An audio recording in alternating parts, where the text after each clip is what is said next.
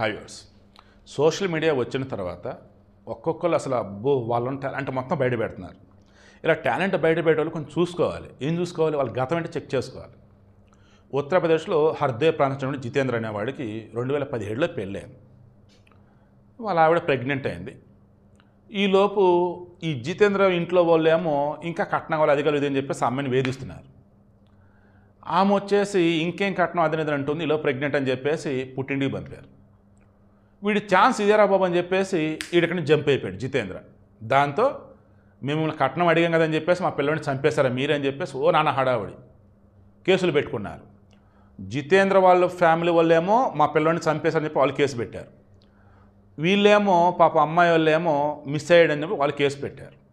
పోలీసులు విచారణ చేశారు. వాడిని ఎవరు చంపలేదు, వాడు ఎటు వెళ్ళిపోయాడని చెప్పేసి అర్థమైంది. అకస్మాత్తుగా నిన్న ఒక రీల్లో ఈ జితేంద్ర భార్య చూసింది. ఒక అమ్మాయితో ఫుల్ ఎంజాయ్ చేస్తున్నాడు. అమ్మాయి కాదు, భార్య.